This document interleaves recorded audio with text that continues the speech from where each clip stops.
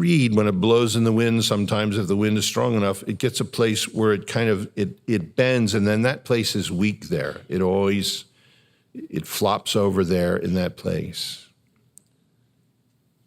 It's weak. It's vulnerable. It's fragile. It's broken. And there are some of those reeds here this evening. Fragile, some of you, because of what other people have done, because there are circumstances in your life that stink, and they've been painful. And he is talking about himself. He is putting himself in front of us this evening. A bruised reed, a fragile reed, vulnerable, weak. He shall not break. He shall not break. If that's you this evening, whatever the circumstances of life may have been, and we can put on a great exterior. But the Jesus that I know and that I am still learning to know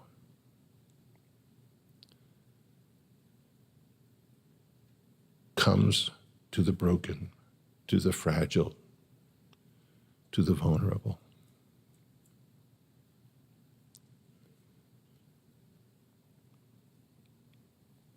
And he doesn't break them down.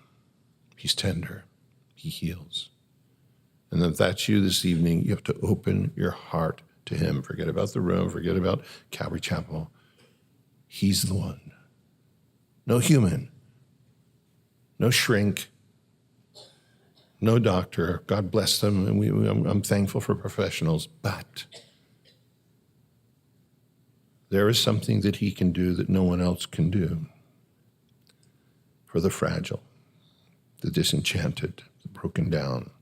A smoking flax, it's smoldering. And it says literally, he will not extinguish, quench. Sometimes we just feel burnout. We feel like we got nothing left. We feel like there used to be a flame in our life at one point, and now there's just a spiral of smoke going up. We're about to and it says, the person that's in that condition, he will not extinguish. He fans us back the flame. He'll blow on us. He'll bring that flame back again. That's what he's all about. That's why he's saying to people, you're so stupid to turn to idols. You turn to something you're excited because it's soldering day? Are you kidding me?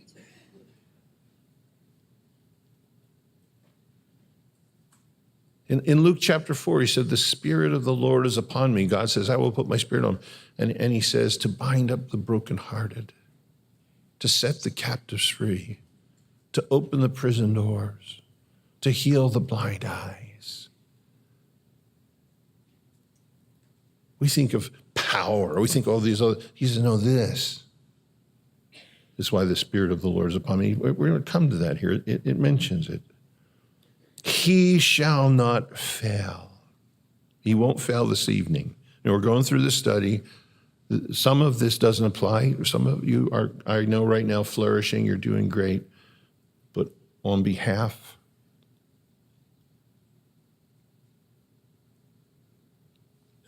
of him, let me say that this evening, if you are the vulnerable and the fragile and the broken, and you're hiding it well, it's all open before him. And don't ever have an impression of him that you can't flee to him. It may even be some of it of your own doing. But when he sees somebody with that weak point, they're always folding at the same place. Every time the wind comes, they bend it. It says that he doesn't break that down. he heals. When he sees somebody just smoldering like they have nothing left, he doesn't extinguish. He brings back life. He will not fail.